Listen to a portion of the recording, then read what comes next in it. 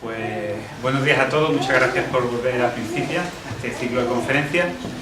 Hoy tenemos con nosotros a Flor de Lis Mancilla y a Rosa Martín. Y Flor es doctora en física, Rosa es licenciada en física y trabaja en el Instituto Andaluz de Geofísica y estudian pues los terremotos. Están vigilando de cómo se mueve la Tierra bajo nuestros pies para sacar pues, conclusiones sobre eso. Y sobre eso nos van a hablar ella. Entonces, pues, acordaros de apagar los móviles, que no tiemble nada más que el suelo. Y bueno, os dejamos con ella. Bueno, primero agradeceros a todos los que estéis aquí un sábado por la mañana, escuchándonos a nosotras, y también al Centro Principia, Sebastián, por invitarnos, que es un sitio muy agradable y en donde nos sentimos muy a gusto.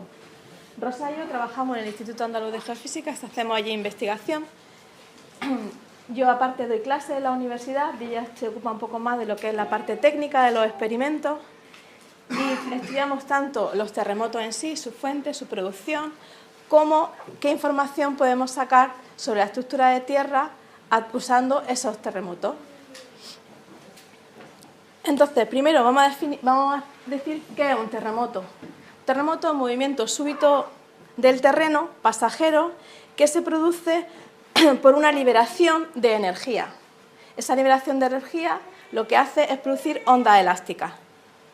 Hay muchas formas en las que se pueden producir ese tipo de energía, de esa onda elástica. Puede ser la explosión en un volcán, el terremoto, una fractura en el terreno, una explosión atómica. Una explosión atómica también produce ondas sísmicas que también se registran por los sismómetros. Entonces, nosotros, si veis ahí, tenemos el foco, se rompe la Tierra, porque nosotros vamos a hablar principalmente de un tipo de terremoto. Y entonces, esa explosión, parte de la energía, se libera en forma de calor y se libera en forma de deformación justo en la zona de falla. Pero luego, otra parte es liberada, produce el movimiento de la Tierra alrededor, y eso es lo que nosotros sentimos, ese movimiento, esa oscilación.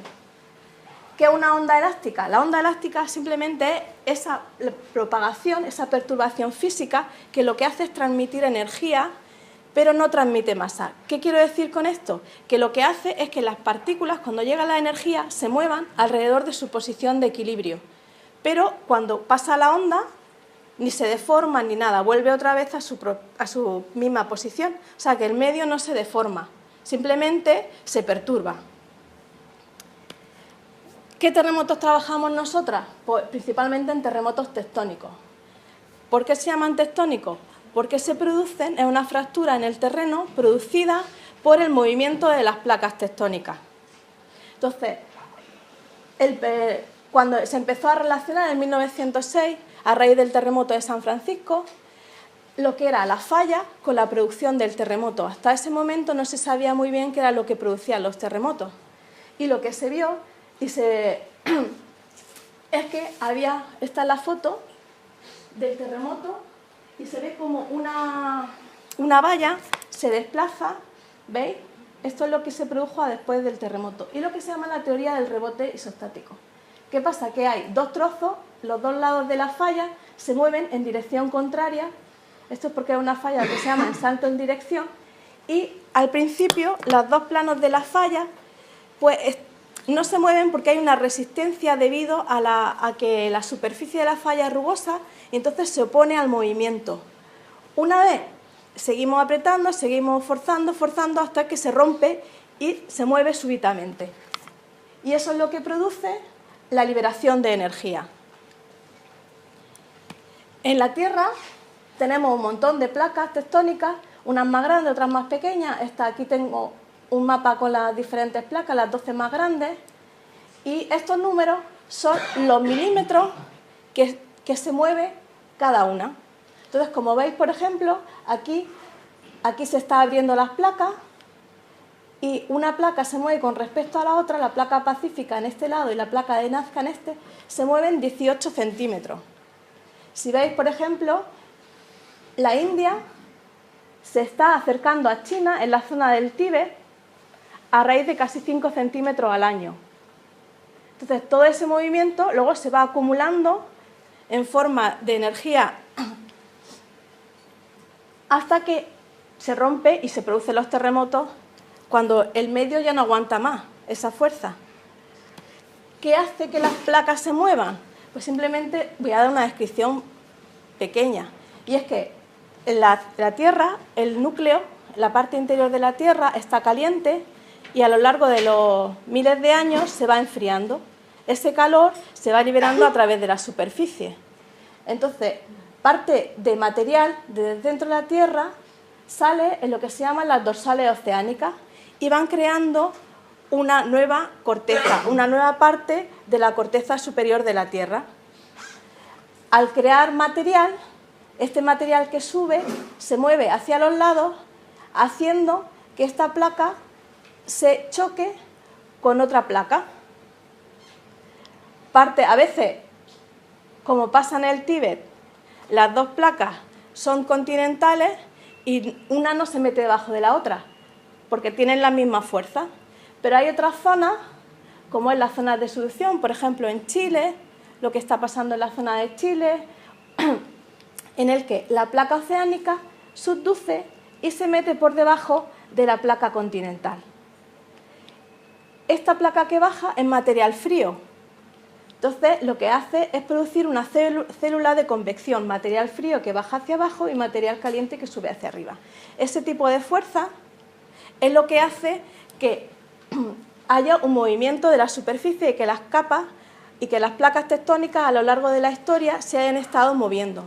Pero eso a veces se dice que, por ejemplo, el Sáhara fue una vez un sitio tropical, y es que una vez esa zona estuvo situada en la zona ecuatorial. ¿Vale?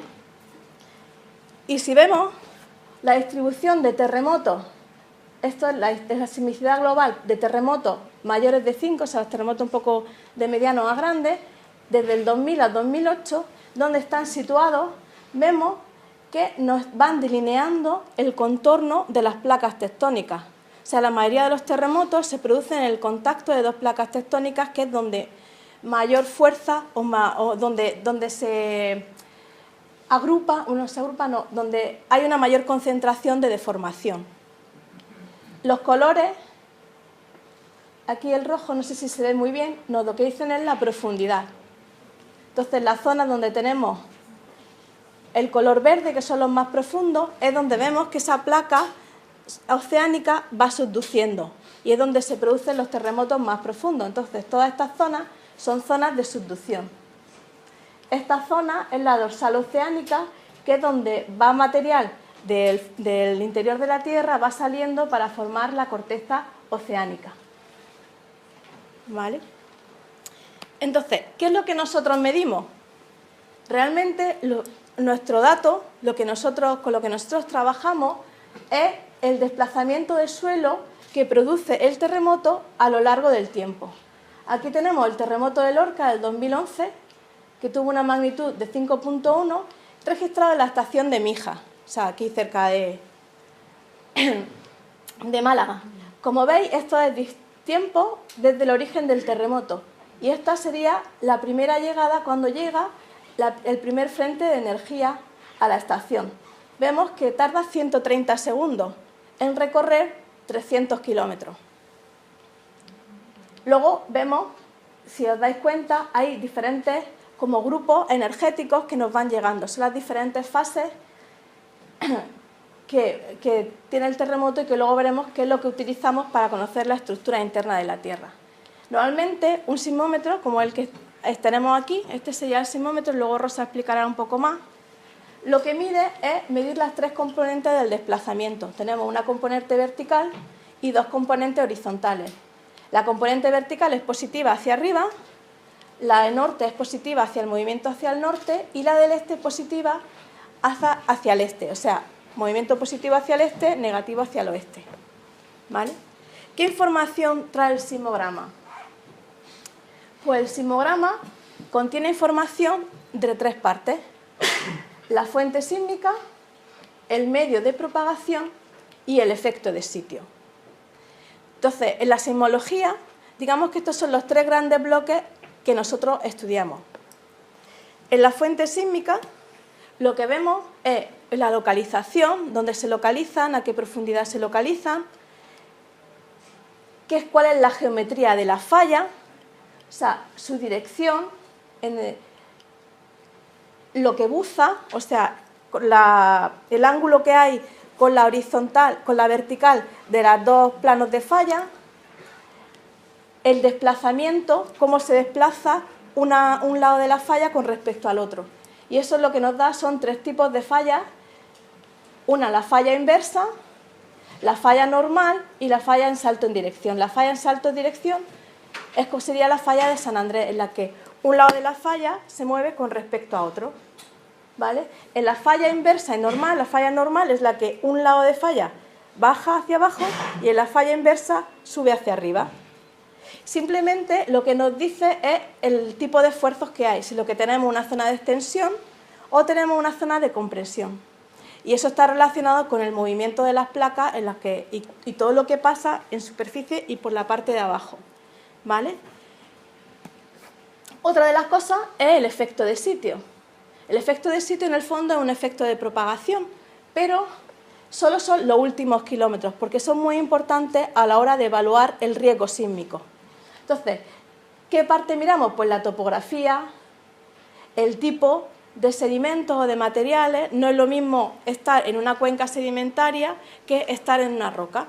Muchos de los daños se producen por eso, por las zonas sedimentarias, porque a lo mejor era un antiguo lago, como le pasó a la Ciudad de México, en un antiguo lago, y ahora son sedimentos. Cuando tú mueves un sedimento mucho y lo vibras mucho, cambia su estado y se convierte en líquido. Entonces, los edificios, claro, digamos que no tienen donde sujetarse y por eso muchos de ellos colapsan y se caen. Entonces, digamos que todo este tipo, cómo está situado la ciudad, cómo son los sedimentos, si son antiguos, si son muy nuevos, todo eso es lo que influye en el efecto de sitio. Pero nosotros lo que estamos más interesados ahora y lo que vamos a explicar un poco es en el medio de propagación. Es qué información podemos sacar del sismograma, de nuestra onda elástica, del medio por el que se está propagando, ¿no? Saber qué tipo de composición, cuántas capas, si son anisótropas, si tienen heterogeneidades, si son homogéneas. Y entonces para ello lo que utilizamos es el sismograma. Este es el mismo terremoto, pero en la estación de Hornachuelos. Una cosa que me he olvidado decir al principio es que la onda la velocidad de la onda solo depende del medio de propagación, no depende de lo grande o el tipo de fuente que produzca esa onda. Por ejemplo, dos terremotos de diferente tamaño que estén situados en el mismo punto nos van a llegar al mismo tiempo a nosotros. Lo que pasa es que la magnitud, el tamaño del movimiento será diferente cuando sea más grande o más pequeño, pero el tiempo que tarda esa energía en llegar a nosotros depende del medio. Eso es lo que nos sirve a nosotros para que sea más fácil poder conocer cómo es el medio de propagación. Entonces, si veis, en el sismograma, lo que he dicho antes, hay diferentes paquetes que nos van llegando de energía. Esos paquetes dependen de la distribución, o sea, primero de la fuente y del medio por el que se propagan. Entonces, tenemos tres tipos de ondas. La onda interna, que se propagan por dentro de la Tierra, y las ondas superficiales, que aparecen por el hecho de que existe una superficie. Las ondas internas se generan en la fuente y hay dos tipos, las ondas P, que son las primeras que llegan, y las ondas S, que son las que llegan después. Y las ondas superficiales se mueven mucho más lentamente. Aquí tendremos un sismograma, entonces las primeras que llegarían son las P, después las S y después las superficiales. La amplitud, generalmente las ondas superficiales y las ondas S son las que tienen mayor amplitud y son las que producen el daño realmente. Entonces, las ondas internas, las ondas primarias son también longitudinales. ¿Qué quiere decir con longitudinales? Que el movimiento de la partícula se mueve en la misma dirección que la energía. Si acordáis, la partícula digamos, se mueve alrededor de su posición de equilibrio. Va pasando la energía, yo me muevo, la energía va en dirección a rosa, entonces yo me voy moviendo en esa dirección, pero alrededor de mi posición de equilibrio. ¿Qué hacen? Comprimir y dilatar cuando pasa la onda. Y esta sería, pero no involucra rotación, y esta sería su velocidad. ¿De qué depende esta velocidad? Depende de dos coeficientes. Este coeficiente nos mide la oposición del material a comprimirse, a cambiar el volumen. Entonces, cuanto más se opone el medio a comprimirse, mayor este coeficiente y mayor es la velocidad. ¿Esto qué mide? Mide la oposición que siente el material a la cizalla y a rotar. Entonces, cuanto más se opone, más grande es y mayor es la velocidad. Y esto nos da la densidad del material. Vale. Las ondas secundarias pues se llaman transversales. ¿Y por qué se llaman transversales? Porque el movimiento de partículas es perpendicular al movimiento, o sea, a la dirección de propagación de la energía. Otra vez, si la energía va en dirección a rosa, pues el material se mueve en las dos posiciones, en las dos direcciones perpendiculares. En este caso, aquí sería la dirección de movimiento de la energía y el material se va moviendo hacia arriba, hacia abajo. La otra dirección sería hacia adentro y hacia afuera de la pantalla. Con lo cual tenemos dos ondas secundarias que se llaman la SV y la SH. Y esta sería su velocidad. Como veis, la onda S no involucran cambio de volumen, involucran cizalla en el material. Por eso solo dependen de este coeficiente, que es el que hemos dicho que es el coeficiente que nos mide la oposición del material a la cizalla. ¿Qué nos dice esta fórmula? Que, por ejemplo, un fluido no se opone a la cizalla, sino que se puede mover libremente, con lo cual este coeficiente sería 0. ¿Qué quiere decir? Que la velocidad de la onda S en un líquido es 0. Esta onda no se propaga en el líquido.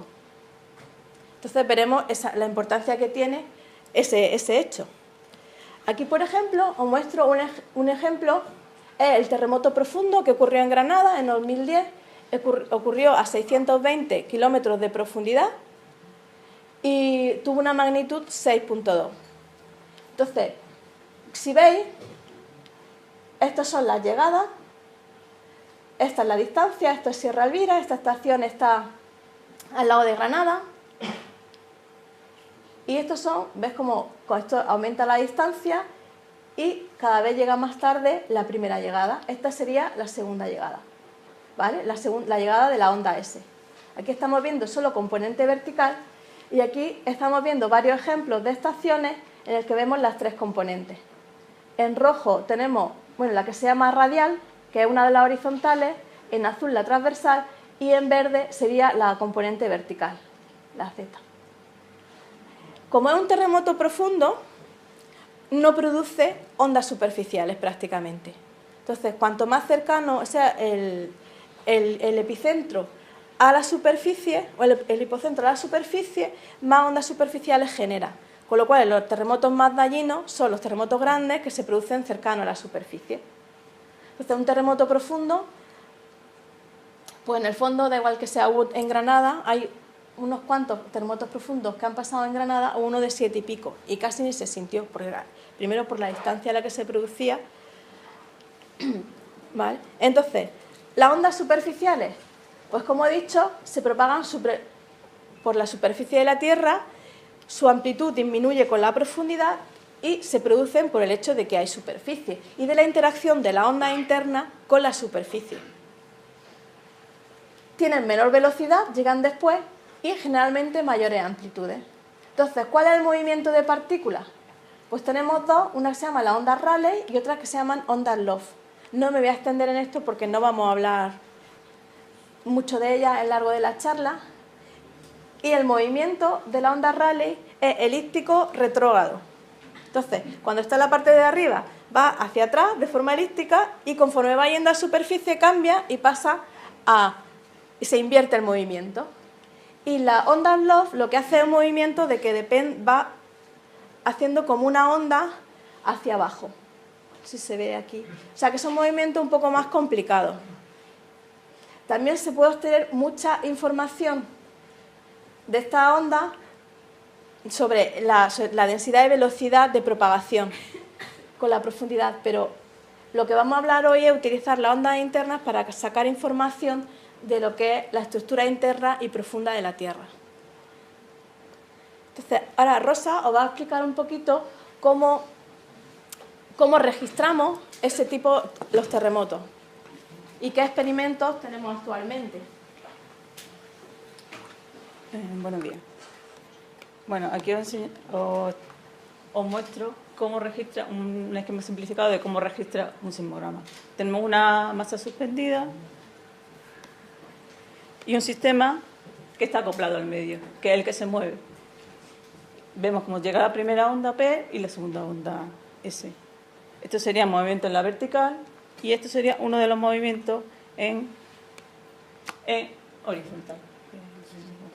Que no quiere funcionar.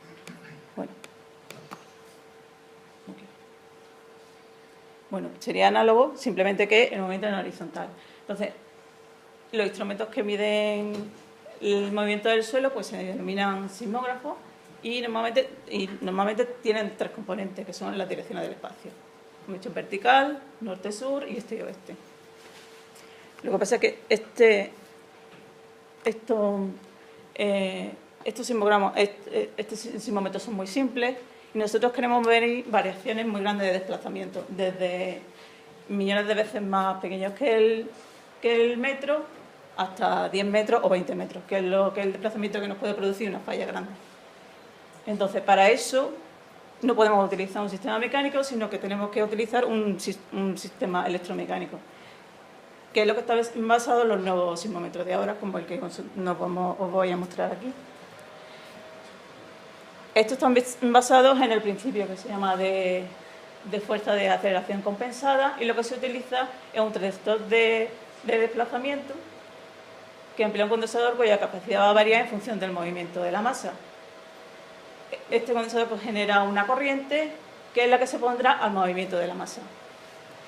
Entonces, si medimos esa corriente, pues el voltaje que se mide en la resistencia va a ser proporcional a la aceleración del suelo.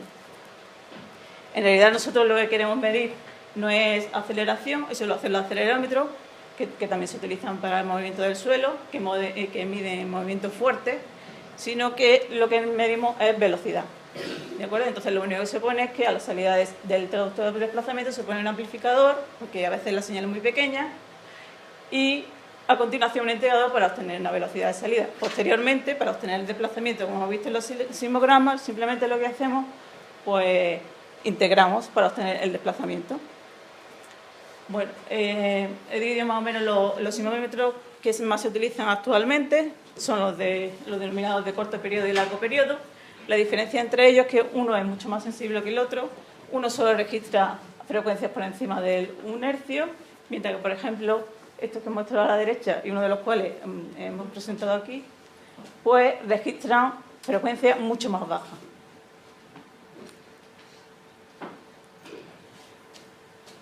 Bueno, pues el movimiento registra un sensor, pues lo podemos transmitir a través de, por ejemplo, una onda de radio, y este se puede registrar de forma analógica pues, en lo que se denomina un tambor, que es una banda sísmica donde una corriente eléctrica que viene a través de la radio, pues hace que una aguja vaya registrando todo el movimiento dentro de la banda. La banda va rotando y tiene cada línea es 1 hora del día.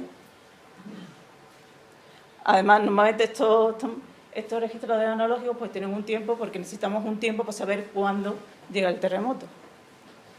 Pero actualmente estos registradores están obsoletos, aunque nosotros tenemos en el instituto, mantenemos todavía ese tipo de registradores.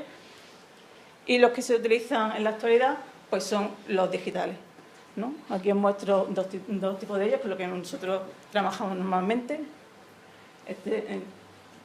Dentro de los registradores, pues ya lo que tenemos, es decir, cuando llega la señal, lo que hace el registrador es convierte la señal tiene un conversor analógico digital y luego a su vez tiene un ordenador que va grabando los datos. Y luego los podemos traer a través de un disco. Bueno, aquí tiene un disco. O a través, en este caso, los datos se van guardando pues en estas compact flash. ¿De acuerdo? Entonces, ¿de qué está compuesto una estación sísmica? Pues, como hemos visto, de un sensor, que normalmente necesitamos que esté lo más acoplado al suelo posible. Por ello, lo que intentamos es que esté, tenemos que hacer un agujero, evidentemente, para que esté lo mejor acoplado al suelo, y normalmente para estabilizarlo un poco le ponemos una losa con cemento, porque además el sensor debe estar bien nivelado. Luego la parte que registra, pues tenemos aquí una caja donde aquí iría toda la electrónica, que sería el sistema de adquisición, que contiene el conversor analógico digital y un disco duro donde va registrando todos los datos y lo va guardando, almacenando. Y luego un sistema de alimentación que utilizamos, que normalmente cuando ponemos una estación en el campo, pues utilizamos una batería y un panel solar. Y el regulador de carga para conectar la batería con el panel solar. Bueno, voy a hablar un poco de las redes que existen y que transmiten datos en tiempo real. En Estados Unidos hay una red sísmica mundial que mantiene estaciones, son unas 150 estaciones las que tiene desplegadas a lo largo de todo el mundo, y todas estas estaciones emiten la señal a través de satélite o ADSL, depende de si tienen conexión a través de ADSL o por satélite. Todos estos datos se van almacenando en una base de datos que se llama IRIS, y que es la que gestiona los datos y a su vez lo va proporcionando al resto del mundo, pues bien a través de la web o por email. En Europa existe también un centro geofísico en Alemania que tiene desplegadas unas 80 estaciones por todo el globo. Lo que pasa es que está más concentrada en la parte mediterránea y en el Océano Índico. ¿De acuerdo? Ellos a través de otras redes que existen en Europa, pues se almacenan los datos en una base de datos que gestiona Orpheus y que a su vez distribuye estos datos a cualquiera que quiera obtenerlo vía web o por internet a través de un protocolo que se llama ARLink. Bueno, centrándonos un poco más en España, pues el Instituto Geográfico Nacional es encargado de la vigilancia sísmica y volcánica de la península y de la isla, y como veis, pues tiene estaciones pues, por toda la geografía, incluida la isla, y normalmente pues, van por conexión o vía satélite o también a través de internet o de o router. En el caso de Andalucía, pues el Sistema Andaluz de Geofísica tiene una red distribuida a lo largo de toda Andalucía, y también tiene una red de corto periodo que se concentra en la depresión de Granada. La red de corto periodo pues, está formada por estaciones por 7 estaciones, y se transmiten vía radio pues, al instituto. ¿De acuerdo? Aquí se registran en estos bombos y esta banda sísmica que he explicado antes, más o menos, y a su vez se recogen pues, en un sistema de adquisición digital, en un ordenador que lo convierte la señal en digital y la guarda en el PC, para que luego podamos utilizar esos datos. ¿De acuerdo?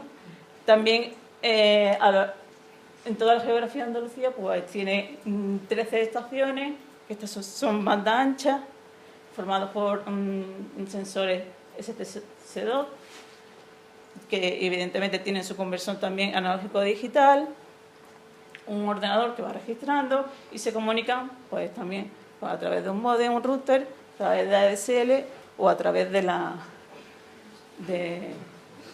telefónica, o móvil o normal.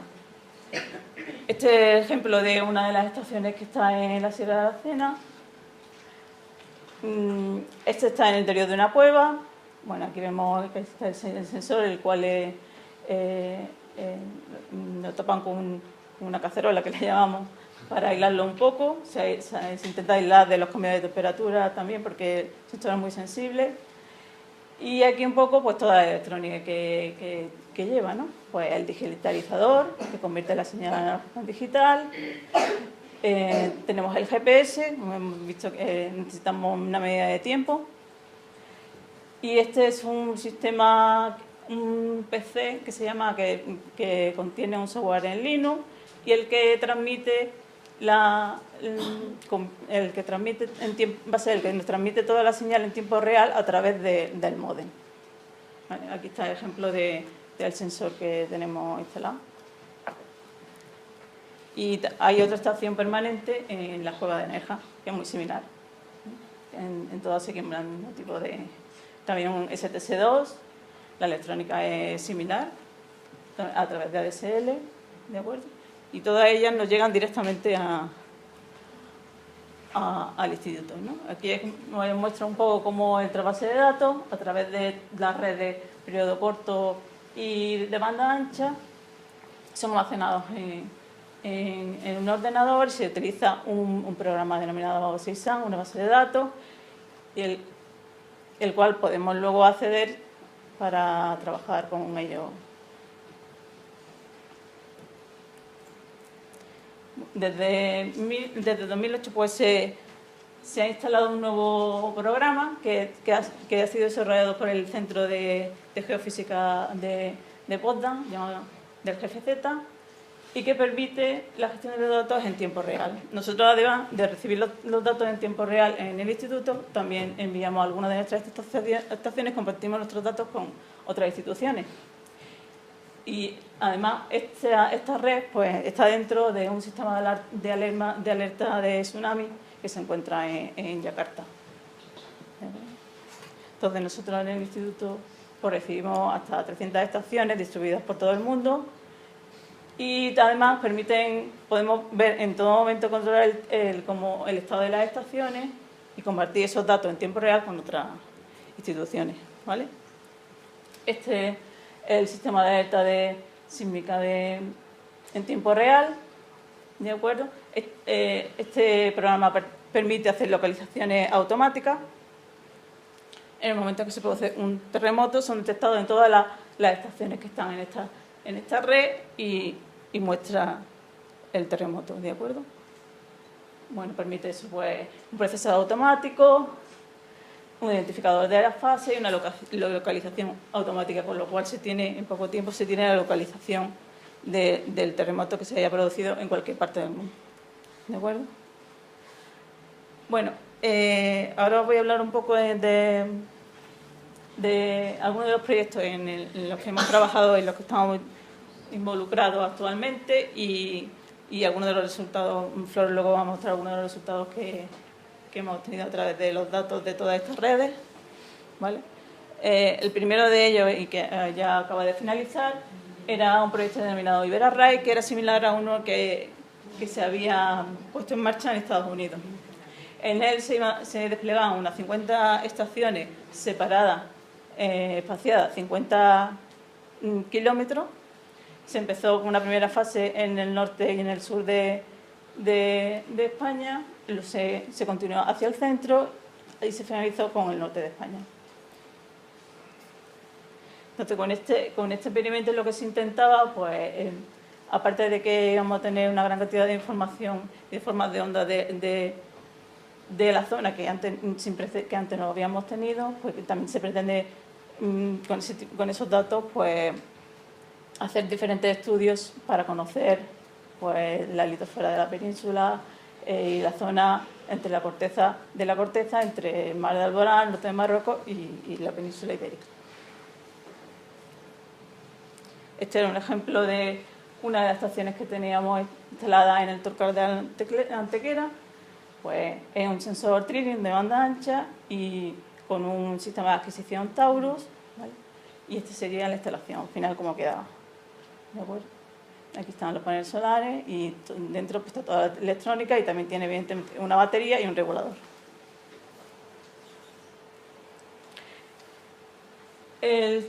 Uno de los proyectos en el que estamos ahora, que está en vigor ahora mismo, el denominado Gire Transcorbe, en el que se han desplegado en un principio, bueno, está dividido en dos fases. Una primera fase que ya terminó, el Gire 1, en el que se desplegaron unas 40 estaciones en estaciones de banda ancha, que estaban espaciadas entre 2 y 3 kilómetros, desde el sur hasta el norte, atravesando toda la sierra de Sierra Nevada. Actualmente está en desarrollo el Gire 2 y el proyecto Transcorbe. Este sería el Gire 2, que es una continuación del Gire 1. En este caso utilizamos también principalmente estaciones de banda ancha y espaciadas en este caso pues unos 10 kilómetros. La trasesta denominada Transcorbe, pues en ella se han desplegado unas 32 estaciones de banda ancha que están espaciados pues unos 3 o 4 kilómetros, ¿vale? Con este experimento pues se quiere conocer un poco más pues, la estructura profunda de la cordillera bética.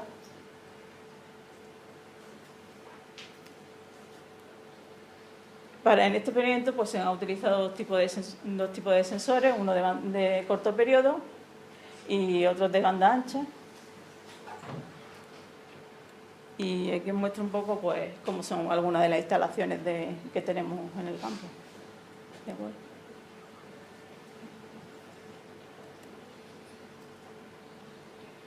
Otro de los proyectos en el que estamos involucrados es una pequeña red en el Parque Nacional de Timanfaya, en este caso una pequeña red de corto periodo, en el que se han instalado también unos magnetómetros. Se quieren medir, se quieren relacionar un poco la sismicidad de la zona con el campo magnético. Y por último, otro de los lugares donde también hacemos vigilancia sísmica, en este caso sismovolcánica, en la isla de Decepción, que está en la Antártida, y en ella también desplegamos una red en la que los datos son transmitidos a la base que está aquí a través de antenas wifi. Bueno, ahora Flor va a explicar un poco pues, qué podemos obtener con todos estos datos, que sobre todo ella se va a centrar en los datos que hemos tenido en el proyecto de Iberarray, que acaba de finalizar. El proyecto Iberarray nos ha permitido pues, pegar un gran salto en el conocimiento de la estructura de tierra de lo que se llama toda la zona ibero-magrebí, que es España, Iberia, la península ibérica y el norte de Marruecos, una zona que tectónicamente y geológicamente es muy interesante. Y entonces primero voy a explicar cómo voy sacando la información y luego algunos de los resultados que hemos obtenido. Entonces, una de las cosas que utilizamos y donde nos vamos a basar un poco para sacar la información es lo que se llama tiempo de viaje. El tiempo de viaje es simplemente el tiempo que tarda una de esas fases, una de esas ondas, la onda P, la onda S, en llegar desde la fuente hasta el receptor. Aquí tendríamos, estos son los frentes de onda y este sería el rayo, que es la dirección perpendicular al frente de onda. El frente de onda son los puntos del espacio que tienen el mismo estado de movimiento. Entonces, aquí sería la primera llegada y todos estos puntos reciben a la vez ese mismo impulso, esa misma energía. Si la ponemos y la representamos, aquí sería la distancia con respecto al tiempo. En esta estación llegaría primero, aquí llegaría segundo y aquí tercero. Viendo el tiempo que tarda nos da una información de cómo es la velocidad de propagación dentro de la Tierra. Si vemos un sismograma, este es el mismo terremoto de Lorca en diferentes estaciones, componentes verticales. Aquí es la más cercana, que está en Valdeinfierno, que está a 28 kilómetros de la fuente, y aquí tenemos la de Hornachuelos, que está a 320 kilómetros. Entonces, como vemos, no solo la primera llegada aumenta con la distancia su tiempo de llegada, sino que hay otro tipo de fases que nos llegan después, no solo las S, las superficiales. Esto es un terremoto local regional, pero cuando tengamos un terremoto telesísmico, que significa que nos llegan las señales desde muy lejos, suelen ser terremotos grandes, entonces esas ondas viajan por todo el interior de la Tierra. Vamos a tener diferentes fases y vamos a sacar información de sus llegadas. ¿Qué pasa cuando una onda se encuentra en una discontinuidad? Pues que parte de esa energía que venía en la onda se refracta y parte se refleja. La cantidad de energía que se refracta o se refleja va a depender del contraste de velocidades entre los dos medios que están unidos por esa discontinuidad y de las densidades de los dos medios, con lo cual nos da información de qué es lo que está pasando. Aquí os muestro un telesismo, las componentes norte, la este, la vertical y luego otro sistema de coordenadas que es la radial. La radial es la dirección entre la fuente y la estación en el plano vertical y la transversal es la componente ortogonal a esa radial. Entonces, si veis que van llegando diferentes fases. Estas fases, cada una ha ido viajando por diferentes partes del interior de la Tierra. Aquí tienen diferentes nombres y ahora os enseño un poco. Esta sería cómo nombramos las diferentes fases. Aquí sería el foco del terremoto y, por ejemplo, la que viaja como S, esta azul que estoy marcando, hacia adentro es la S mayúscula. Cuando llega, o sea, la que viaja por el manto. Cuando llega a la superficie se refleja y vuelve otra vez hacia adentro de la Tierra. Si tuviéramos aquí una estación, lo que estaríamos registrando es la fase SS. ¿Vale? Si se vuelve a reflejar, pues estaríamos con la SSS. Si baja como S y se refleja entre el manto y el núcleo, le ponemos una C. Si vuelve hacia arriba como otra S, sería la SCS. ¿Vale? Entonces, depende de qué parte del interior de la Tierra queremos investigar, pues cogemos una de estas fases. Si queremos investigar el núcleo externo e interno, pues cogemos esta fase, la P, K y KP. Esta va como P en el manto, en el núcleo externo se transmite como P, que sea la K, y se transmite por el núcleo interno. Y le nombramos como I. Todas las fases que se transmiten como P en el núcleo interno, le ponemos una I mayúscula. ¿Vale? Entonces, digamos que con toda esta nomenclatura se van marcando las diferentes fases que veis aquí. Entonces, sus tiempos de llegada nos va a dar información de las velocidades y la composición de las diferentes capas o las diferentes zonas por las que está pasando. A principios del siglo XX utilizaron estas fases para ver las capas que tiene el interior de la Tierra, incluso antes de que se supiese la tectónica de placas, que se sabía la estructura, digamos, en primer orden de la Tierra. Entonces, la Tierra, digamos, podemos ver las capas que tiene desde dos puntos de vista, desde el punto de vista composicional y desde el punto de vista mecánico. El composicional, pues tenemos la corteza, que es la capa superior, que es rígida, que en la parte continental, en la zona tiene entre 10 y 70 kilómetros. Los 70 kilómetros es la zona del Tíbet, que es la que tiene una corteza mayor, debido a que es la colisión entre dos continentes. Y la corteza oceánica, que es mucho más densa, pero mucho más fina, delgada, porque es la que se está creando.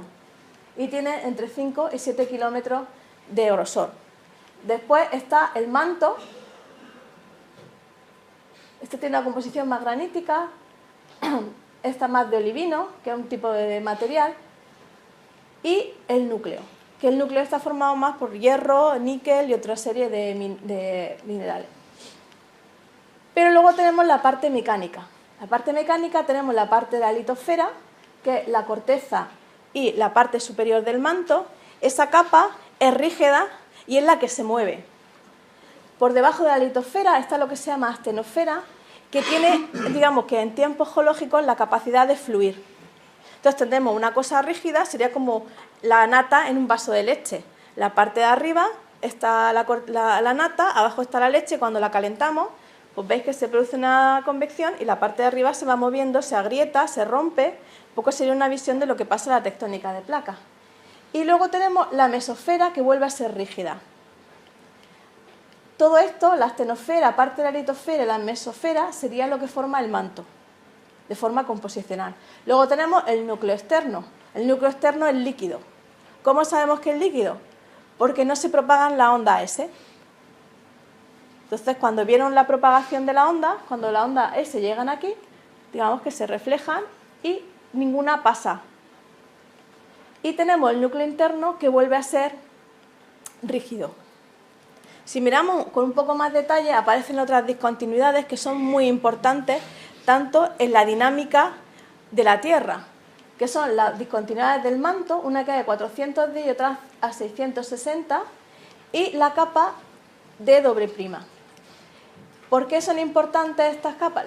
La 410 y la 660, depende a qué profundidad se produzcan, nos van a decir cómo es el estado térmico del manto. Si tenemos un manto frío, estas dos discontinuidades están separadas. O sea, la distancia que hay entre estas dos se separa. Y cuando es un manto caliente, están más juntas. ¿Qué nos dicen? Es simplemente que depende de la temperatura y la presión, hay un cambio en la fase de los minerales que lo componen.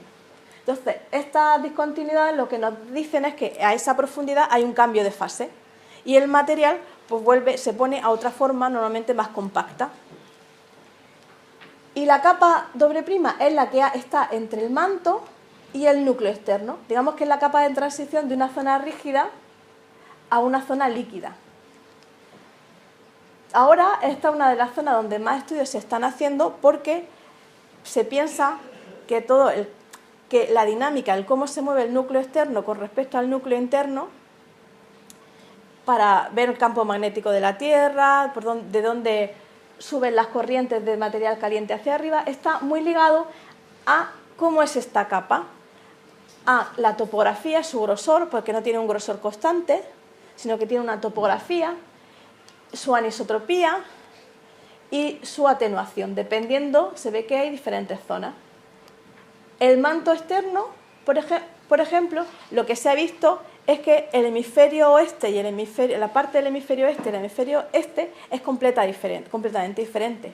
Uno es mucho más atenuativo que el otro. Entonces se está viendo a ver cómo influye eso en la rotación de ambas piezas, el núcleo externo y el interno. Entonces, con todas estas fases, lo que se han construido son modelos promedio de velocidad, de onda P, de onda S y de densidad. Entonces, este es uno de los más conocidos, el modelo de onda de velocidad PREM, que lo que se utiliza es para ver qué anomalía encontramos muchas veces con respecto a estas velocidades promedio. Bueno, esto es un poco lo mismo que he explicado antes, simplemente ver que la corteza está compuesta principalmente de oxígeno, silicio y aluminio, son granitos y basaltos, más granito en la zona continental y más zona basalto en la oceánica. Luego el manto está compuesto de olivino y piroxeno y de las diferentes fases del olivino, y el núcleo pues está compuesto de hierro y níquel y con algunas trazas de oxígeno, silicio y azufre. ¿Cómo sabemos todo eso? Pues un poco por la densidad. Miden la velocidad, sabemos más o menos la presión de confinamiento que hay a esas profundidades, y viendo la velocidad te puedes ir al laboratorio e intentar ver qué material es el que te da esas densidades y esas velocidades. Y entonces, ¿cuál es nuestro problema científico?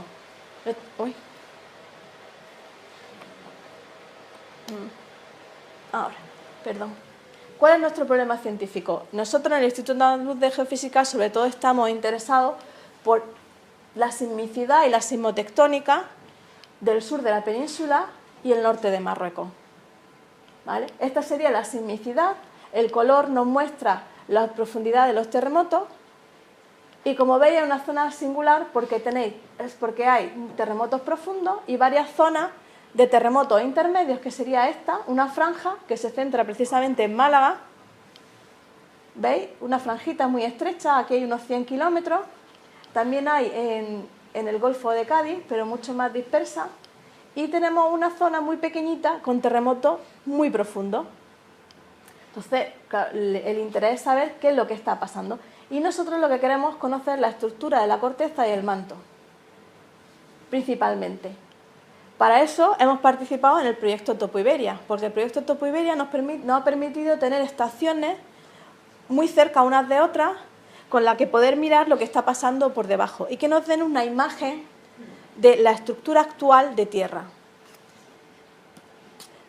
Si vemos esta zona cómo ha evolucionado, esto sería hace 30 millones de años, esto es Iberia, aquí están los Pirineos, pues aquí estaba subduciendo el mar de Tetis hasta que llegó y se paró. O sea, aquí había una zona oceánica que estaba subduciendo en esta parte.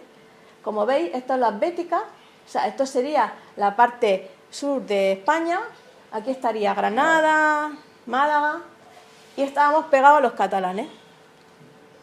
Aquí estaría Baleares, está la zona de Córcega y Cerdeña, y estábamos todos unidos. Entonces, de repente, esta zona empieza a abrirse y empezamos a migrar hacia el sur y hacia el oeste. Esto sería las Béticas y el Rif, la parte sur de España y norte de Marruecos. 25 millones de años. Empezó a abrirse esto, se paró y empezó a abrirse las Baleares por abajo. Esto ya es el mar Mediterráneo, fue cuando comenzó el mar Mediterráneo a abrirse. Entonces, ves, tiene una migración, se va migrando hacia abajo y esto va migrando, cambia de dirección y empieza a migrar hacia el oeste. Y empieza a montarse en lo que era en el antiguo, lo que se llama el paleomargen de Iberia, de la península ibérica, de la antigua Iberia.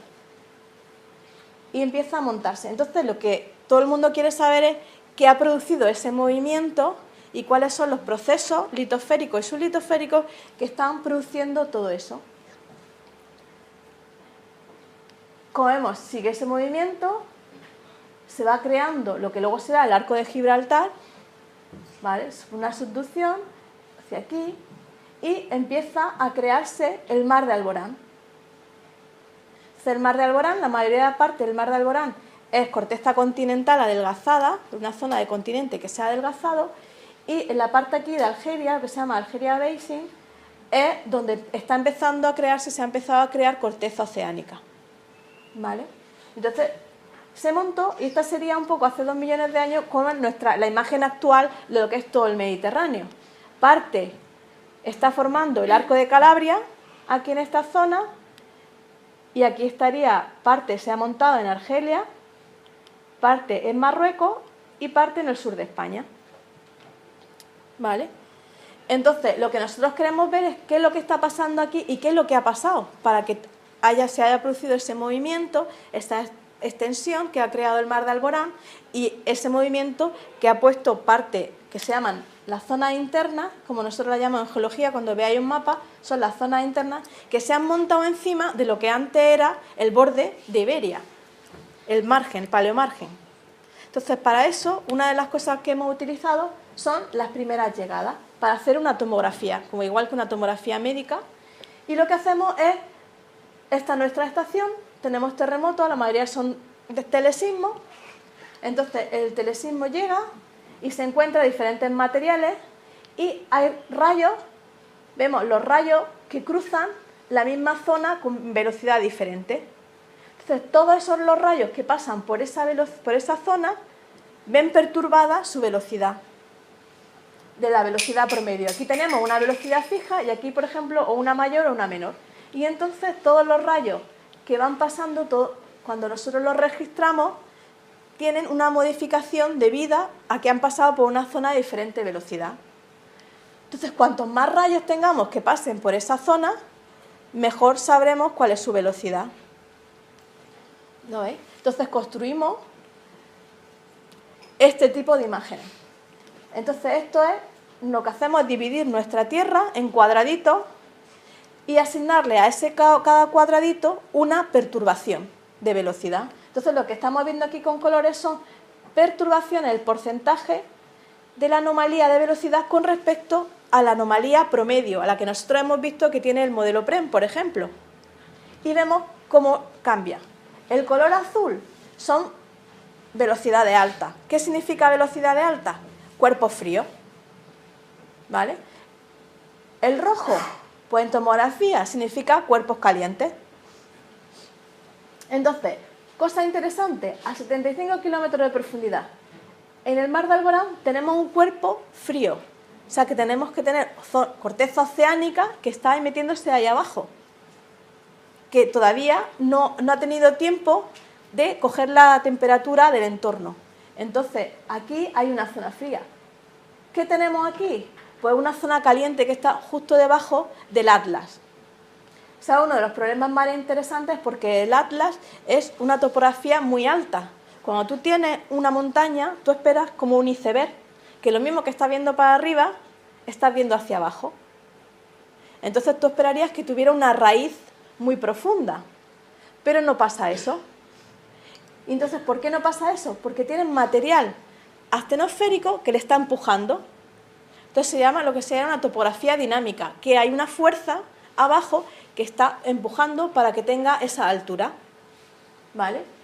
No pasa lo mismo en el Tíbet. En el Tíbet tú tienes, en el Everest son montañas muy altas, pero cuando vas a la profundidad tú ves que tiene una corteza de 70 kilómetros. Tienes la mayor altura con la mayor profundidad de la corteza. Eso es lo que tú esperarías en el Atlas, pero eso es lo que no está pasando. Y entonces esta mancha roja es lo que nos está diciendo, que tiene un material, o sea, algo caliente, una fuerza que está empujando hacia arriba esa topografía. Entonces vemos que la mancha azul se mantiene. La roja ya no, porque ya esta profundidad tiene la temperatura que debería tener. O sea, es el mismo material astenosférico a esas profundidades. Pero el azul sigue estando. O sea, seguimos teniendo material frío a profundidad, llegando incluso a casi los 600 kilómetros de profundidad. ¿Vale? Esta otra tomografía de esta zona, esto sería Iberia, esto es el norte, esto es el sur, esto sería Marruecos. Lo que veis que no es verde son lo que son las zonas, las béticas, esto sería todo el Rif. Y esta sería, tenía que haberlo puesto un poquito más grande, su propuesta. Su propuesta es que lo que había, que estaba subduciendo en el sur de España, se ha roto y está despegado, pero en la zona del Arco de Gibraltar y de Marruecos sigue unido. Y aquí es donde se producirían los terremotos intermedios que hemos estado viendo. En la zona de Málaga se producirían en esta superficie, y los terremotos profundos, digamos, que se producirían aquí, en esta parte del slab que ha caído y que se está hundiendo, llegando a los 600 kilómetros. Otra de las cosas otra de las fases o los tiempos de llegada que utilizamos son los que se llaman fases convertidas en la discontinuidad entre la corteza y el manto. Entonces, tenemos una fase que llega en forma de P, llega a la discontinuidad entre la corteza y el manto, que se llama mojo, y se convierte en S. Y hay múltiplos que se reflejan en la superficie y los registramos. Entonces, la diferencia entre estos tiempos de llegada nos dan una medida del grosor de la corteza y de la razón entre las velocidades de la P y de la S. Con eso podemos construir un mapa de la profundidad del mojo. Los numeritos, no sé si se ven bien, son la profundidad y el color para tener una visión mejor de cómo va cambiando. ¿Dónde tenemos cortezas más gruesas? Pues en toda la zona de colisión. Esto sería la zona de la cuenca de Granada, la cuenca de Guadix, el Arco de Gibraltar y todas las montañas del Rif. Como veis, en la zona del Atlas no tenemos cortezas profundas, sino que están en torno a los 33 kilómetros. En la zona del macizo ibérico, del macizo ibérico, pues es una zona en la que tenemos una profundidad de 30 kilómetros, exactamente igual, y esa discontinuidad es plana. Cuando tú ves la historia de cómo se ha formado el macizo, tú ves que es un macizo que se ha formado de colisiones, de zonas de arcos, de islas, que se van juntando y se van pegando, sobre todo en la parte esta. Entonces tú esperarías que esa colisión, pues lo mismo, produzca como en el Tíbet, pues un engrosamiento, pero vemos que no hay engrosamiento. ¿Qué nos dice eso? Que en el pasado hubo algún fenómeno que hizo que quitó parte de la corteza inferior y las puso todo al mismo nivel. Eso es lo que se llama una delaminación. Y eso se produjo cuando el macizo ibérico es de la época varisca, lo que se llama el periodo varisco, estaba unida a Francia y a otras zonas y a Alemania en lo que se llamaba el continente Laurencia. Entonces todo eso va sacando información de todos los procesos que han ido pasando y que han dejado su huella en la estructura terrestre. Con estas fases también podemos hacer lo que se llaman perfiles para ver, esta sería la discontinuidad del amojo, cómo va cambiando. Entonces vemos que conforme nos vamos este sería el norte, este es el este, el oeste, y el este. O sea, esto sería la zona de aquí, el oeste, y esto sería la zona de Almería. Y como vemos, tenemos que la discontinuidad va hundiéndose y hay un salto en esta parte. Aquí sería donde está ese lap, se ha descolgado y no lo vemos. Mientras que en esta zona esa alhaja está unida. ¿Os acordáis de la imagen, no? Sería esta parte de aquí y aquí vemos que hay un salto entre esta zona y esta zona. ¿Vale? Si vemos esta figura, esta sería el mismo corte o este, parecido a este. Ellos en mayor profundidad, nosotros cortamos en 300 y lo que ves es esta parte. En esta técnica, cualquier cosa que sea vertical no la podemos ver, porque vemos los rayos que llegan desde abajo. Si es completamente vertical, aquí no la vemos. Y entonces sería un poco la imagen, esta es la que estamos viendo. Esto sería aquí Granada, el arco de Gibraltar, y Granada estaría por aquí. Y esto sería la zona de los terremotos profundos. Otras cosas que podemos ver pues son los flujos. Hemos dicho que la parte de la astenosfera fluye a tiempo geológico y entonces podemos ver cómo el material va fluyendo. Y para eso utilizamos lo que se llama la fase SKS. Una fase que sale como S, entra como P en el núcleo externo, se refleja como P, como he dicho, aquí no se puede propagar la S, y vuelve a salir como S. Esta fase lo que nos permite medir es la anisotropía y dar las direcciones de velocidad rápida de anisotropía. ¿Eso con qué está relacionado? Con la dirección del flujo. Entonces, si veis, esto nos daría la dirección del flujo.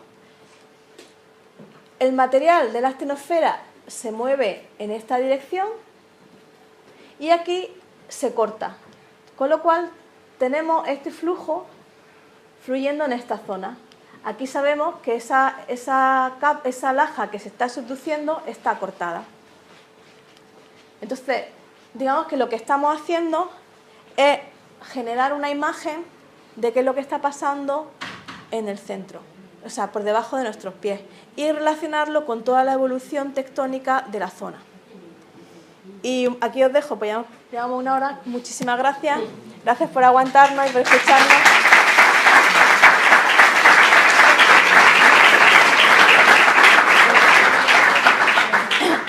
Ahora llega el momento de las preguntas.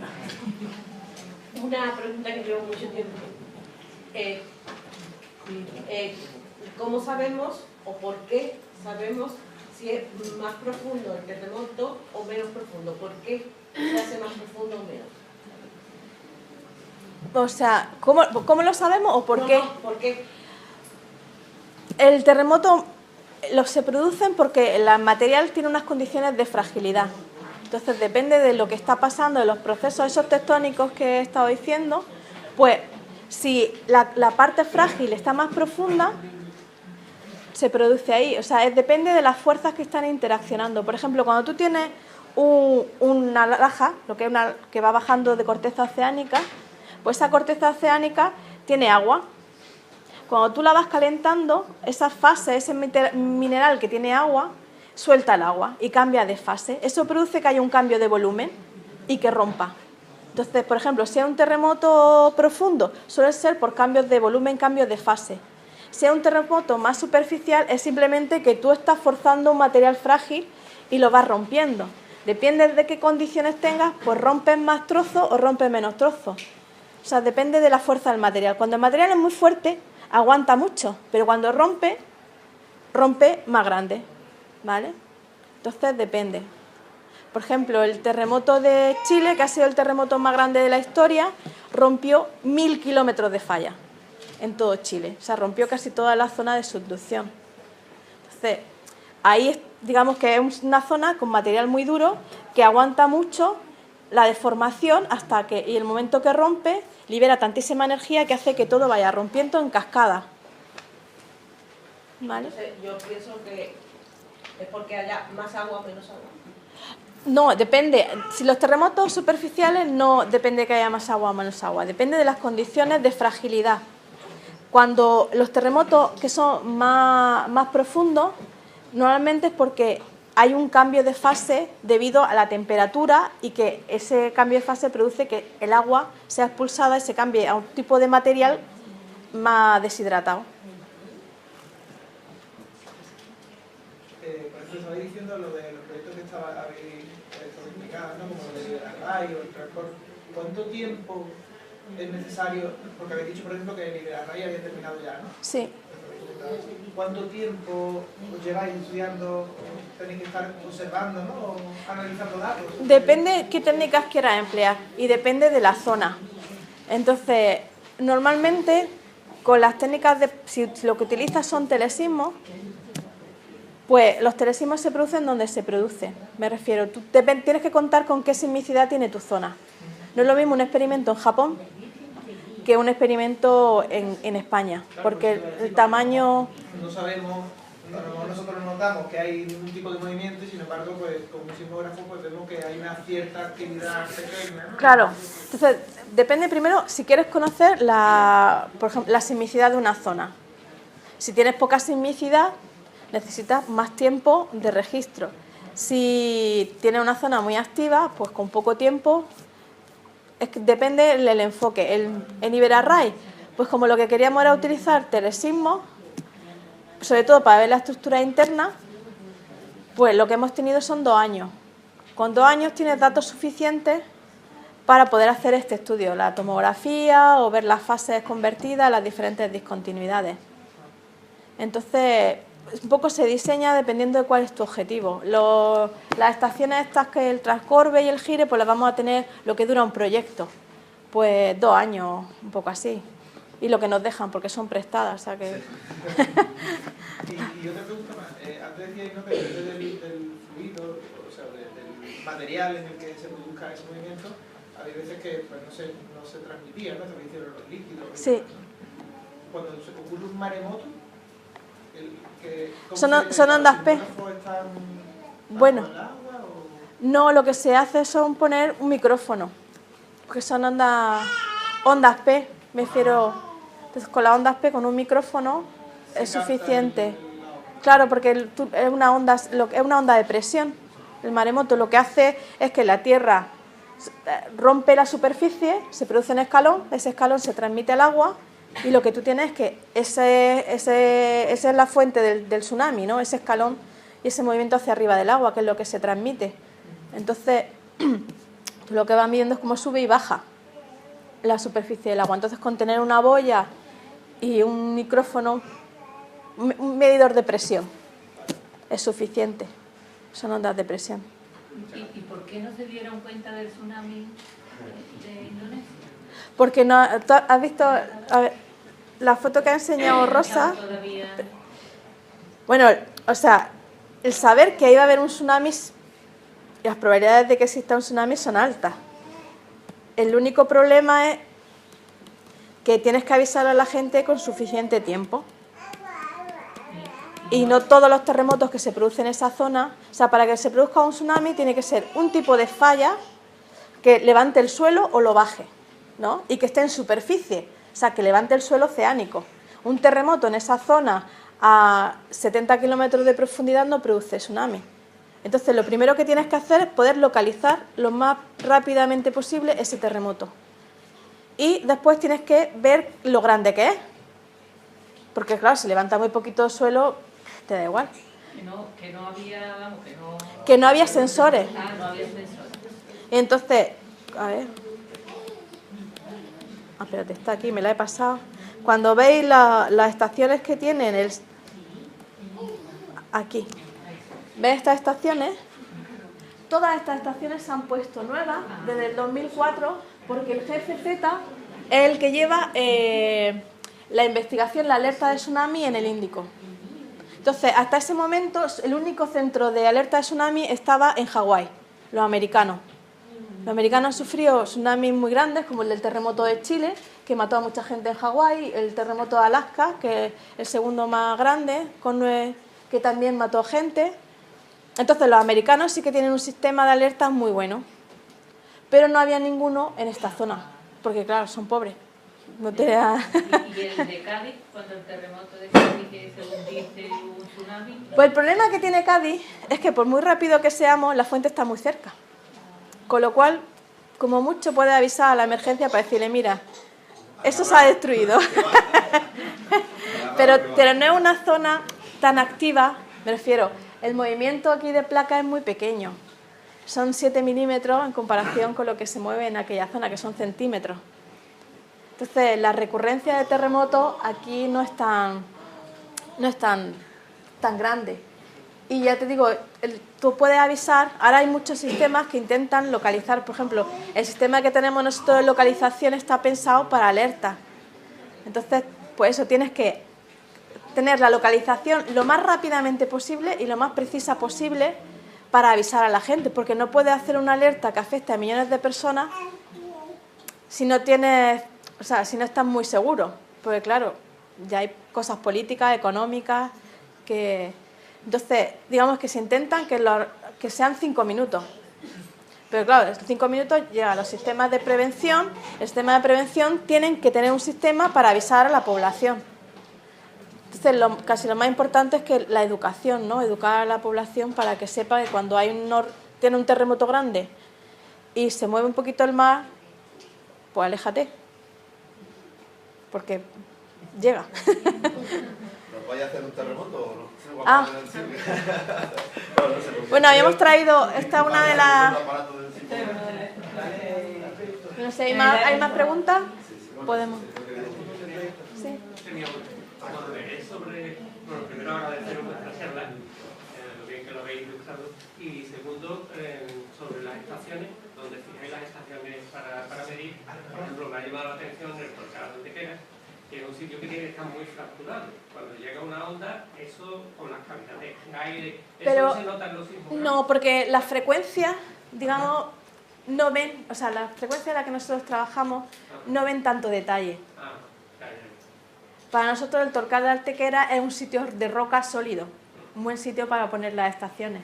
Si estuviéramos trabajando como la sísmica que se utiliza para ver cosas de yacimiento y todo eso, ellos trabajan a frecuencias más altas, entonces sí que ven las irregularidades a ese tamaño, pero nosotros no. A esa frecuencia no se nota. No, no se nota. ¿Alguna más? Una curiosidad. ¿Y el registro fósil se tiene en cuenta para algo, para esto de movimientos de placas y tal? Bueno, esto estaba antes en el fondo del mar. Claro, claro. Cuando tú... O sea, el poder datar una capa se utiliza obviamente los fósiles que hay en ella. Para ver, por ejemplo, cuando una capa sedimentaria, cuando se depositó, tú mides los materiales fósiles que hay para datarla. O sea que sí. Y por ejemplo, cuando parte de los estudios que se hacen, lo que se llama paleosismicidad, que es estudiar una falla, ver qué terremoto antiguo se ha producido, tú miras, Pues cambios en las capas sedimentarias. Entonces tienes que datar esa capa sedimentaria e intentar ver cuándo se depositó y cuándo se ha roto, se ha fracturado por el terremoto. Entonces tú mides la capa que no está afectada por ese terremoto y la que está afectada. Entonces necesitas datarla precisamente. ¿Sí? ¿Qué futuro nos espera la zona en la que vivimos nosotros? Más de Alborán, el estrecho de Gibraltar se cierra, se cerrará. Pues el problema, pero Iberia y África se están juntando, ¿no? Pero a la vez tienes la zona del mar de Alborán que se está abriendo. Entonces dependerá entre esos dos mecanismos cómo va a evolucionar. Pero es una zona muy parada, ya digo, son milímetros lo que se va juntando al año, o sea que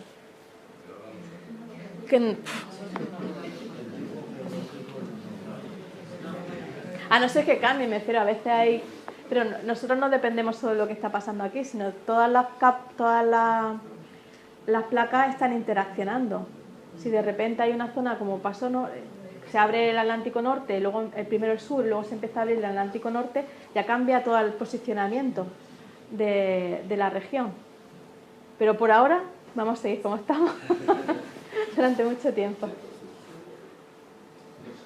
Me ha parecido entender que cuando, para estudiar el suelo debajo de nuestros pies, no utilizáis solo los terremotos que se producen aquí, sino también las señales de terremotos que a lo mejor vienen de mucho más lejos. Claro.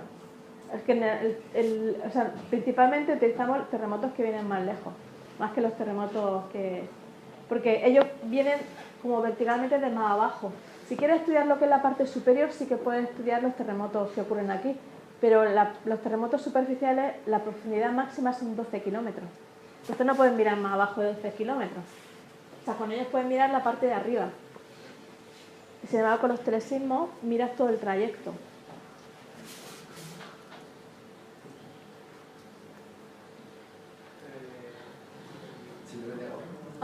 ¿Queréis mover?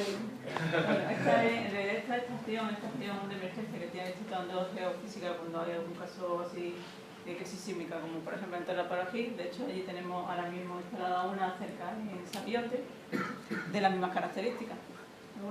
Este es un sensor de banda ancha, que aunque veáis que es muy pequeñito, pues es banda ancha.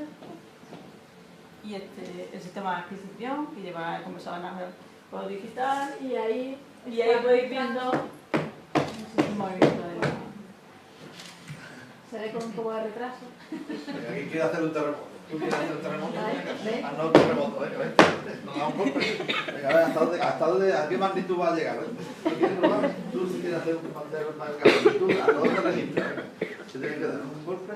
Sí, un golpe. ¿Cerca de la mesa? Venga.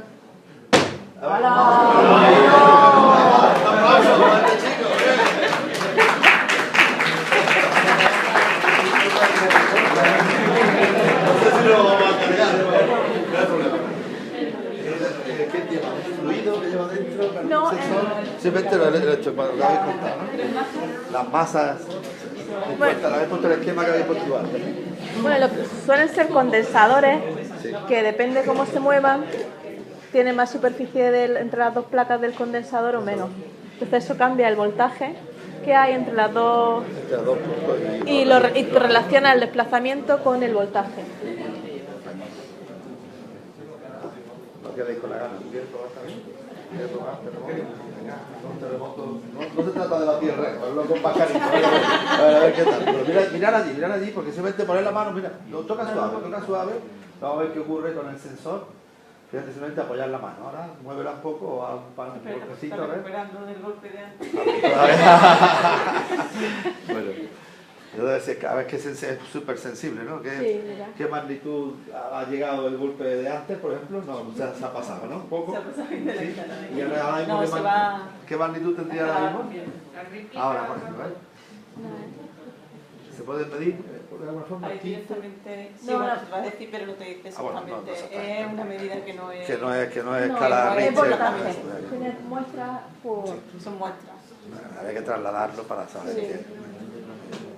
Pero, por ejemplo, el terremoto de Lorca en Mija, lo que medimos allí fueron 0,1, el máximo de amplitud fue 0,1 milímetros. El terremoto de Lorca a 300 kilómetros. O sea, el terremoto de Chile, cercano a la fuente, fueron 21 metros.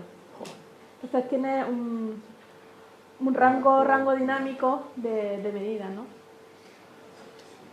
Pero también, aparte lo que decíais, ¿no? De que dependiendo del material que sea, se propaga Claro.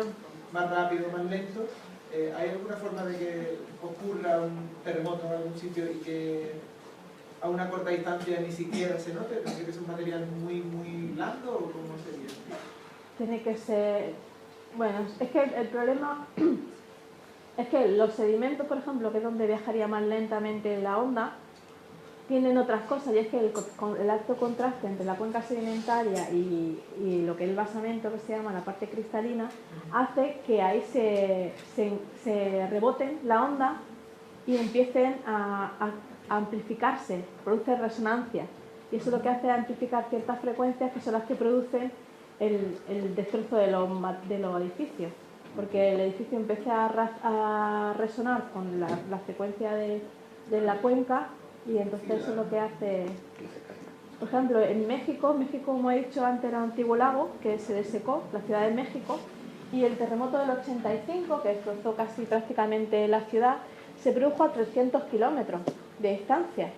O sea, las ciudades cerca del epicentro no sufrieron prácticamente daños, sin embargo, México se destrozó, y es porque lo que es la parte del suelo de los sedimentos, primero, al vibrarse, se convirtió en líquido, o sea, como si fuera un fluido, y no sustentó los edificios. Y luego es que también entró a resonar a la misma frecuencia de, por ejemplo, los terremotos modernos. Entonces, hubo más destrozos en terremotos modernos, en edificios modernos, que en edificios antiguos. Y entonces, eso fue debido a los sedimentos, a los efectos de sitio, fue el problema de la Ciudad de México. En los datos que os aparecen en vuestros aparatos de medición, ¿cómo se traduce a la escala Richter? Pues, hay muchos tipos de magnitudes, entonces hay una que lo que se llama magnitud momento, que es la que se asocia a Richter. Bueno, la que cuando hablan en la tele hablan de... Bueno, aunque en la tele hablan de todas como si fuera Richter, pero hay una que es absoluta, que digamos que mide realmente el tamaño del terremoto de forma más objetiva, pero para eso necesita conocer modelar toda la forma de onda. Pero luego hay otras magnitudes que lo que tienen en cuenta es la amplitud máxima de diferentes fases de la onda interna. Entonces hay unas curvas experimentales, unas ecuaciones experimentales que según la distancia del terremoto, la amplitud del terremoto te da una magnitud. Entonces lo que tú mides es, según a qué distancia, la amplitud que tienes de esa fase, pues tiene que ser un terremoto de 5, de 6, tú lo tienes ya como escalado, de forma experimental. Sí, que cuando tienes un dato de esa escala ya de la que se comunica a la gente, a lo mejor ya ha pasado y todo. Claro. Bueno, puedes tener una primera aproximación. Pues en cuanto, por ejemplo, si estás en Níjar, te llega el terremoto, la primera onda te llega en 2 minutos. Entonces, lo más rápido para que tú des una magnitud es después de 2 minutos. Entonces, depende de dónde estés. Y claro, normalmente utilizan más de una estación para que sea un promedio y no... Pero claro... Más por intuición, digamos, ya para la experiencia, ¿no? No, hombre, siempre se da de forma objetiva. Lo que me refiero es que tienes unas curvas en las que en cuanto te llega, pero primero tienes que localizarlo. Porque claro, si tú estás cerca, la amplitud es mayor que un terremoto lejano, pero no quiere decir que sea más pequeño. Ajá. Por eso necesitas como triangular, ¿no? Claro, claro. Pero siempre siempre empieza por menos a más, o solamente, a ver si me explico, puede haber pequeños terremotos hasta llegar a uno grande. O sea, lo que te va llegando son diferentes fases. Claro, primero llega la P, que es más pequeñita, entonces tú puedes sentir la P, y luego de repente la S, generalmente te pega una de estas fuertes, y cuando llegan las superficiales también. O sea, pero claro, todo esto es pasear en minutos, me refiero que no... No, pero lo que yo me refiero, si puede ir una secuencia. ¿Puede empezar con una secuencia? Sí, a veces cuando tú tienes una serie, por ejemplo en Lorca, hubo un terremoto de 4,8 que fue premonitorio, que se llama, y luego a las pocas horas ocurrió el del 5,1. pero no siempre tiene por qué ser así. A veces sucede y a veces no. Y luego hay lo que se llaman réplicas, que son terremotos pequeños. Pero claro, cuando rompe el grande, pues empieza a cambiar lo que es todos los esfuerzos de la región. Entonces se empiezan a reajustar y a haber terremotos más pequeñitos. Pero nunca sabes, porque se puede reajustar para dar uno más grande. O sea, que nunca sabes... No se sabe, ¿no? No. O sea, tú puedes saber que una zona tiene potencial para un terremoto de un tamaño. Pero nunca puedes saber la secuencia, porque no sabes cómo es el estado inicial de esfuerzo, ni conoces al final el estado final. Entonces tú puedes saber que esa zona va a romper, pero ni cuándo ni cómo, porque hay fallas que han roto enteras y a la vez siguiente ha roto solo una parte. Depende de los reajustes de fuerzas que hay ahí.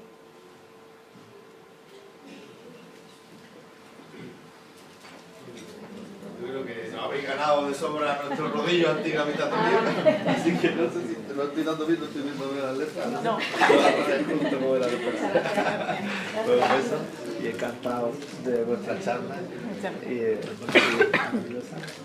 Y bueno, pues muchas gracias también a todos ustedes por atender y por participar en este ciclo. Les esperamos en la próxima charla. Muchísimas gracias a todos. Gracias.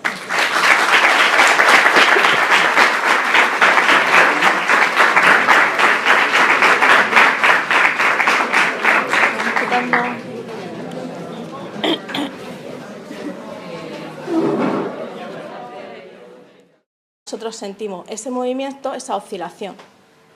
¿Qué es una onda elástica? La onda elástica simplemente es esa propagación, esa perturbación física que lo que hace es transmitir energía, pero no transmite masa. ¿Qué quiero decir con esto? Que lo que hace es que las partículas, cuando llega la energía, se muevan alrededor de su posición de equilibrio. Pero cuando pasa la onda, ni se deforma ni nada, vuelve otra vez a su misma posición. O sea que el medio no se deforma, simplemente se perturba. ¿Qué terremotos trabajamos nosotras? Pues principalmente en terremotos tectónicos. ¿Por qué se llaman tectónicos? Porque se producen en una fractura en el terreno producida por el movimiento de las placas tectónicas. Entonces, cuando se empezó a relacionar en 1906, a raíz del terremoto de San Francisco, lo que era la falla con la producción del terremoto. Hasta ese momento no se sabía muy bien qué era lo que producían los terremotos. Y lo que se vio es que esta es la foto del terremoto y se ve como una valla se desplaza, ¿veis? Esto es lo que se produjo después del terremoto y lo que se llama la teoría del rebote isostático. ¿Qué pasa? Que hay dos trozos, los dos lados de la falla se mueven en dirección contraria. Esto es porque es una falla que se llama en salto en dirección y al principio los dos planos de la falla pues no se mueven porque hay una resistencia debido a que la superficie de la falla es rugosa y entonces se opone al movimiento. Una vez seguimos apretando, seguimos forzando hasta que se rompe y se mueve súbitamente. Y eso es lo que produce la liberación de energía. En la Tierra tenemos un montón de placas tectónicas, unas más grandes, otras más pequeñas. Aquí tengo un mapa con las diferentes placas, las 12 más grandes, y estos números son los milímetros que se mueve cada una. Entonces, como veis, por ejemplo, aquí se está abriendo las placas y una placa se mueve con respecto a la otra, la placa pacífica en este lado y la placa de Nazca en este, se mueven 18 centímetros. Si veis, por ejemplo, la India se está acercando a China en la zona del Tíbet a raíz de casi 5 centímetros al año. Entonces, todo ese movimiento, luego, lo que buza, o sea, el ángulo que hay con la horizontal, con la vertical de los dos planos de falla, el desplazamiento, cómo se desplaza un lado de la falla con respecto al otro. Y eso es lo que nos da, son tres tipos de fallas.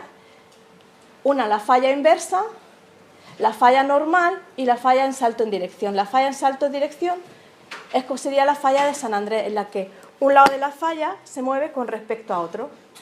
¿Vale? En la falla inversa y normal, la falla normal es la que un lado de falla baja hacia abajo y en la falla inversa sube hacia arriba.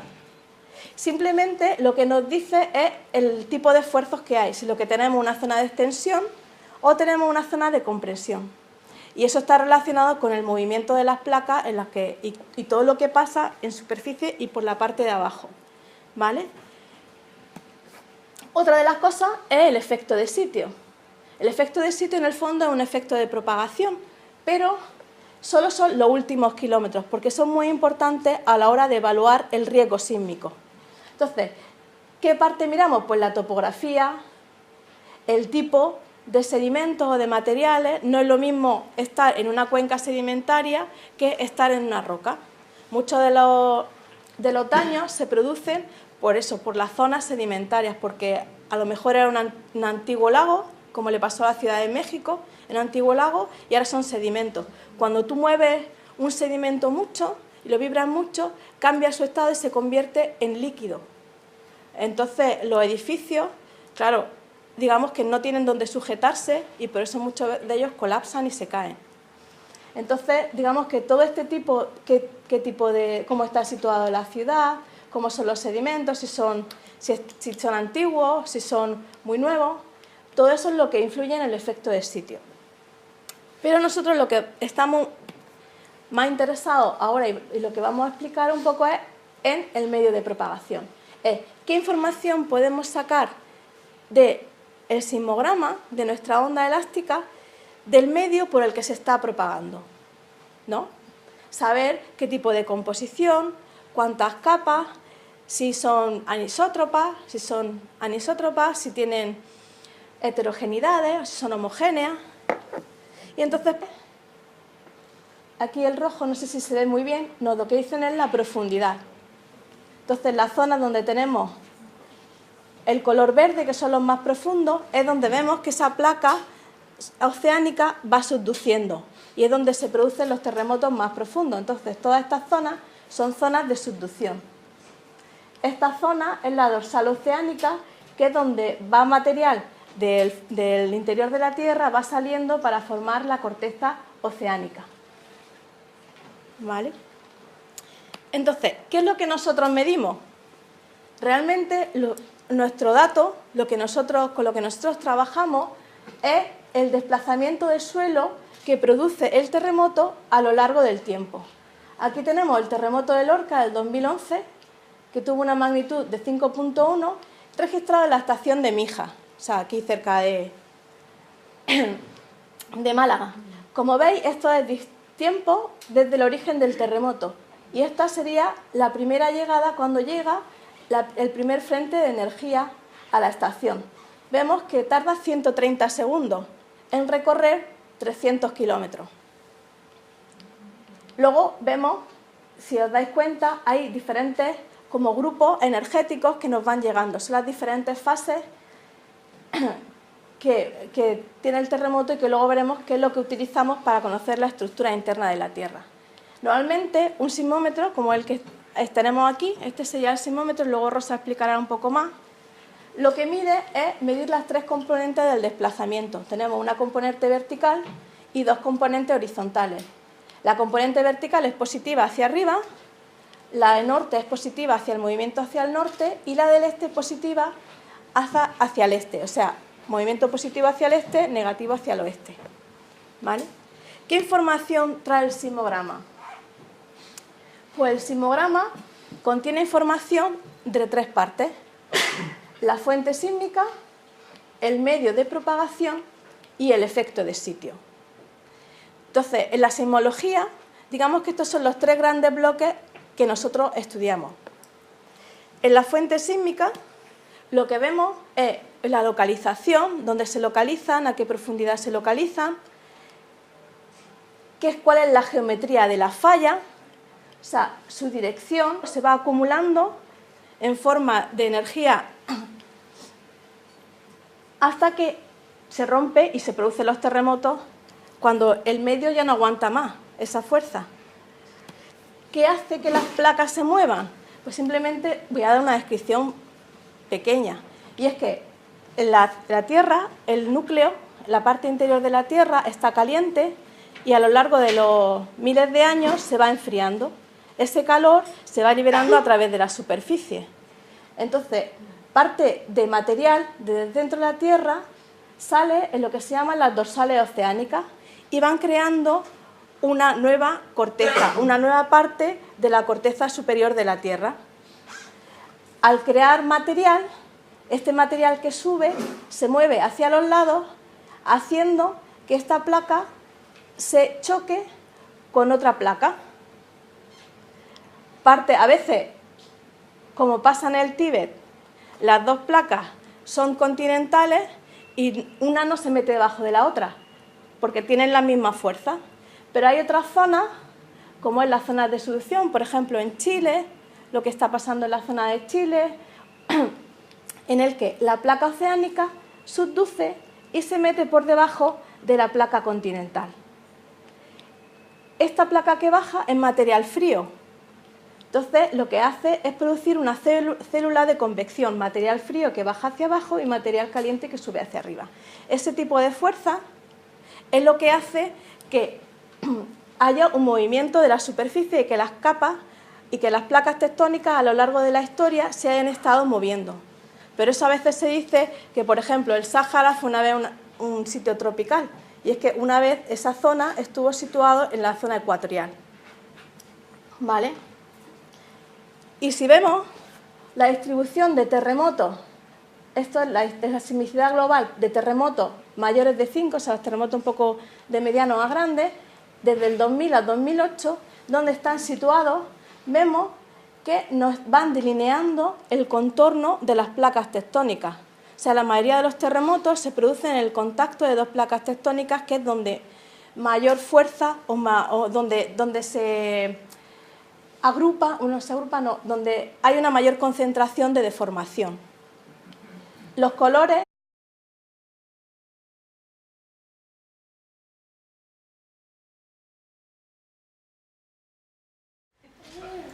Pues buenos días a todos, muchas gracias por volver al principio, a este ciclo de conferencias. Hoy tenemos con nosotros a Flor de Lis Mancilla y a Rosa Martín. Y Flor es doctora en física, Rosa es licenciada en física y trabaja en el Instituto Andaluz de Geofísica y estudian pues los terremotos. Están vigilando de cómo se mueve la Tierra debajo de nuestros pies para sacar pues, conclusiones sobre eso. Y sobre eso nos van a hablar ellas dos. Entonces, pues, acordaros de apagar los móviles, que no tiemble nada más que el suelo. Y bueno, os dejamos con ellas. Bueno, primero agradeceros a todos los que estéis aquí un sábado por la mañana, escuchándonos a nosotras, y también al Centro Principia, Sebastián, por invitarnos, que es un sitio muy agradable y en donde nos sentimos muy a gusto. Rosa y yo trabajamos en el Instituto Andaluz de Geofísica, hacemos allí investigación. Yo aparte doy clases en la universidad y ella se ocupa un poco más de lo que es la parte técnica de los experimentos, y estudiamos tanto los terremotos en sí, su fuente, su producción, como qué información podemos sacar sobre la estructura de tierra usando esos terremotos. Entonces, primero vamos a decir qué es un terremoto. Un terremoto es un movimiento súbito del terreno, pasajero, que se produce por una liberación de energía. Esa liberación de energía lo que hace es producir ondas elásticas. Hay muchas formas en las que se pueden producir ese tipo de energía, de esa onda elástica. Puede ser la explosión en un volcán, el terremoto, una fractura en el terreno, una explosión atómica. Una explosión atómica también produce ondas sísmicas que también se registran por los sismómetros. Entonces, nosotros, si veis ahí, tenemos el foco, se rompe la Tierra, porque nosotros vamos a hablar principalmente de un tipo de terremoto. Y entonces, esa explosión, parte de la energía, se libera en forma de calor y se libera en forma de deformación justo cerca en la zona de falla. Pero luego, otra parte es liberada, produce el movimiento de la Tierra alrededor, y eso es lo que nos